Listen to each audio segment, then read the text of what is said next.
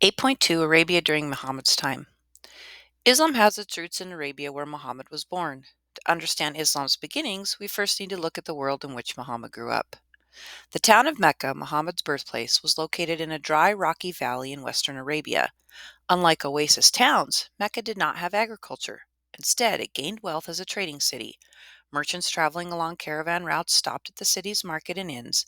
They bought spices, sheepskins, meat, dates, and other wares from townspeople and nomads. By the late 6th century, when Muhammad was born, Mecca was a prosperous city. Merchant families brought goods into Mecca from faraway places.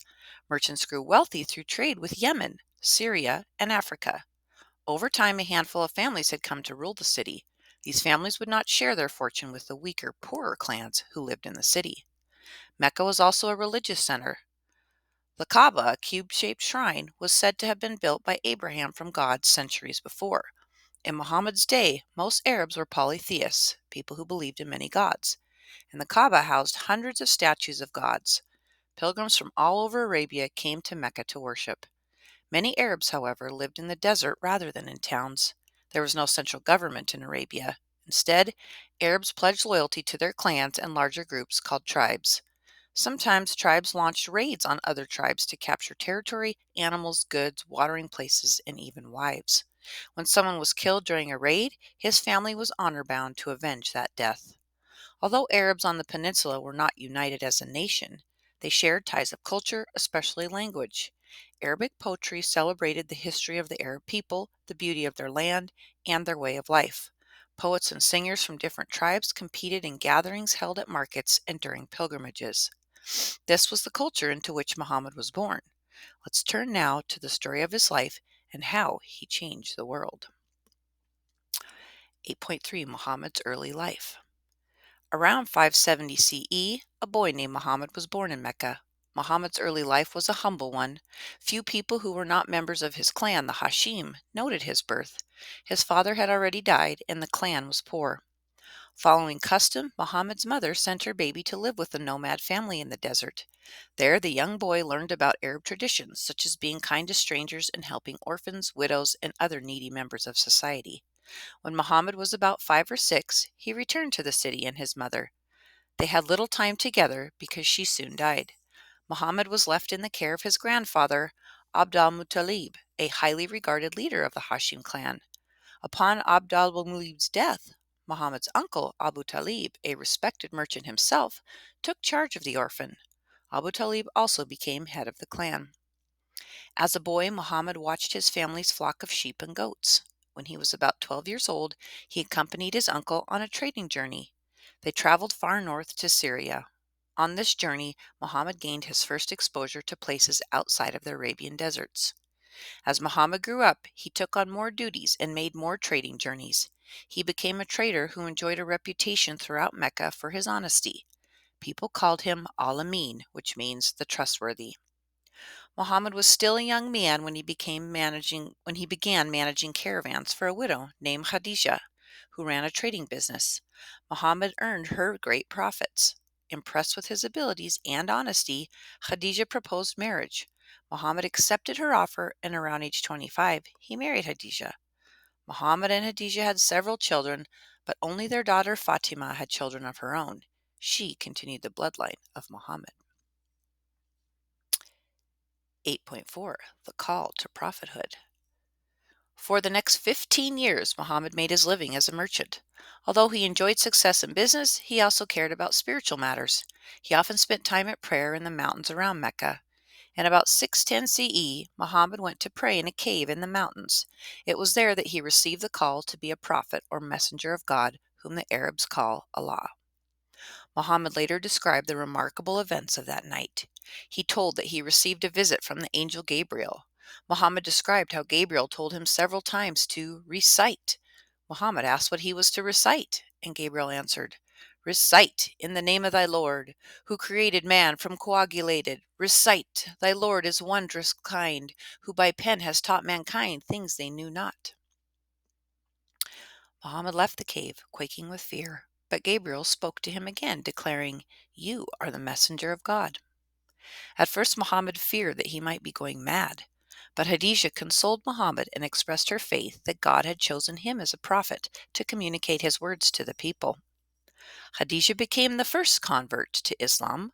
The faith of Islam is based on monotheism, or the belief in a single God.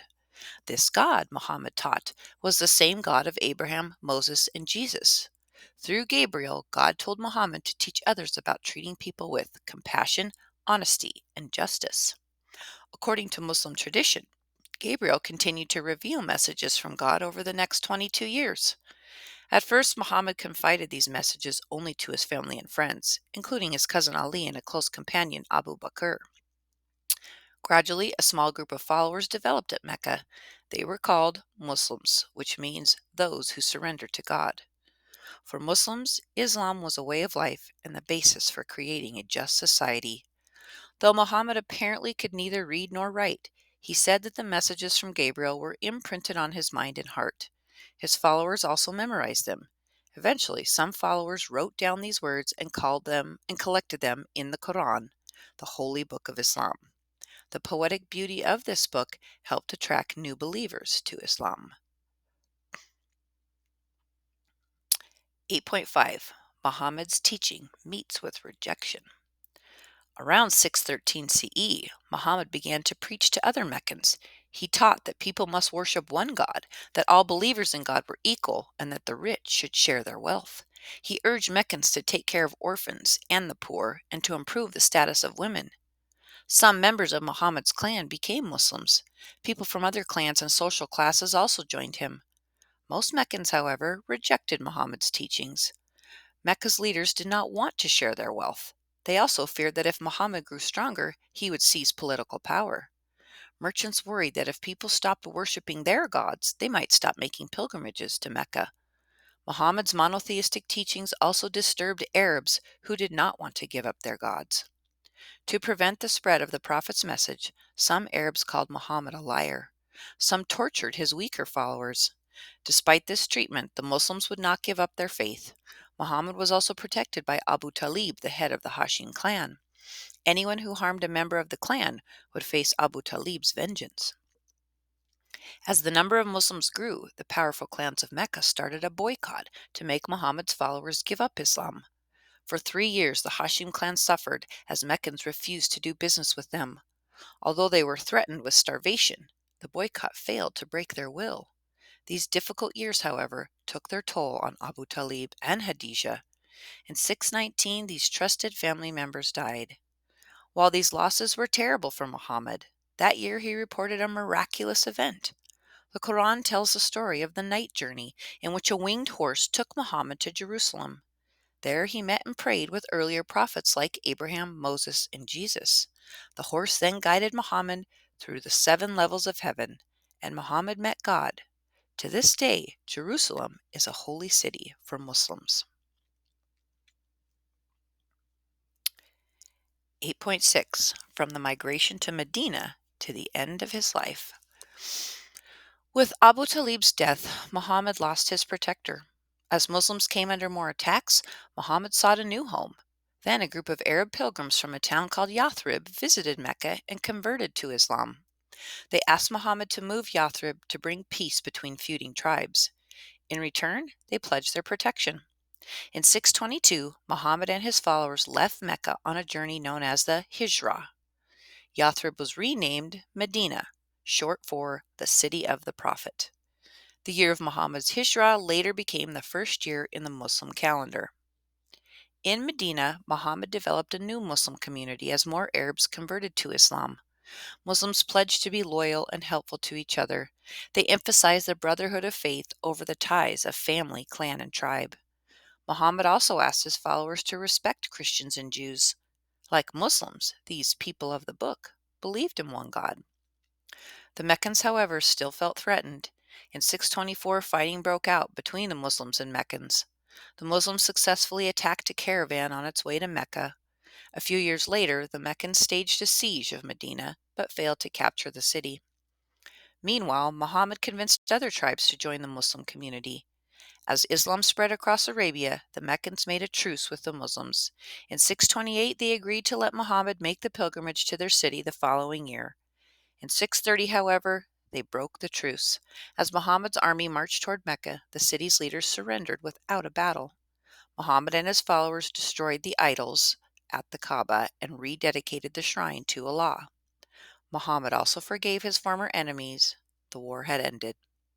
In March 632, Muhammad led his final pilgrimage in the town of his birth. He delivered his last sermon. He reminded Muslims to treat each other well and to be faithful to their community.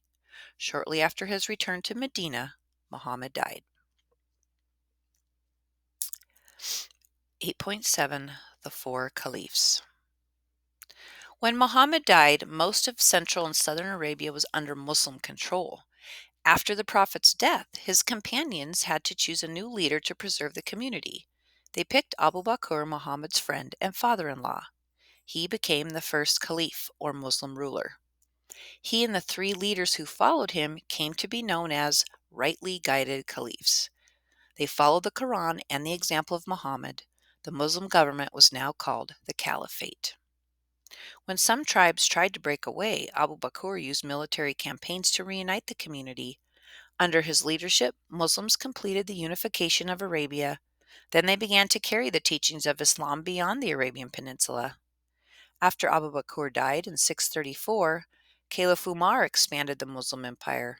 In addition to spreading the faith of Islam, conquest allowed Muslims to gain new lands, resources, and goods. By 643, the Muslim Empire had included lands in Iraq, Persia, the Eastern Mediterranean, and North Africa. Umar set up governments and tax systems in these provinces. He also let Jews and Christians worship as they liked. In Egypt, treaties allowed for freedom of worship in exchange for payment of tribute. Later, Muslims completed similar treaties with the Nubians, a people who lived in the south of Egypt. Upon Umar's death in 644, Uthman became caliph. He was a member of the Umayyad clan. He helped unite Muslims when he selected an official edition of the Quran, but he also awarded high posts to his relatives. People in the provinces complained that they were ruled unfairly. Discontent spread, and rebels killed Uthman in 656. Ali bin Abi Talib, Muhammad's cousin and son-in-law, reluctantly agreed to become the fourth caliph. Some Umayyads challenged his rule, drawing the Muslim community into a civil war. Ali sent forces against them. When he ended the rebellion through negotiation, some of his supporters disapproved of his action. 661, one of them murdered Ali. 8.8 The Umayyad Dynasty. Soon after Ali's death, Muawiyah, the leader of the Umayyads, claimed the caliphate. Most Muslims, called Sunnis, came to accept him, but a minority of Muslims, known as the Shia or Party of Ali, refused to do so. They believed that only people directly related to Muhammad through his son-in-law Ali should be caliph. The split between the Sunnis and the Shia lasts to this day. He put down a revolt by Ali's supporters. He held on to the role of caliph. He also founded the Umayyad dynasty. In 661, the Umayyads moved their capital to Damascus, Syria. From there, the caliphs ruled the huge Muslim empire for close to 100 years. To maintain control, they kept large armies posted at garrison towns. Slowly, the lands of the Muslim empire took on more elements of Arab culture. Muslims introduced the Arabic language. Along with Islam, acceptance of Arabic helped unite the diverse people of the empire. In addition, Arabs took over as top officials. People bought goods with new Arab coins. While the Muslims did not force people to convert to Islam, some non-Arabs willingly became Muslims. The Muslim empire continued to expand. The Umayyad caliphs sent armies to Central Asia and northern India. In 711, Muslim armies began their conquests of present-day Spain. However, at the Battle of Tours in 732, enemy forces under the Frankish king Charles Martel turned the Muslims back in west-central France. This battle marked the farthest extent of Muslim advance into Europe. Muslims held on to land in Spain, where Muslim states lasted for almost 800 years. Muslims in Spain built some of the greatest cities of medieval Europe. Their capital city, Cordoba, became a center of learning. In this place of religious tolerance, Muslim Spain made amazing advances in arts, science, technology, and literature. You'll learn more about the accomplishments of Islamic civilization in Chapter 10.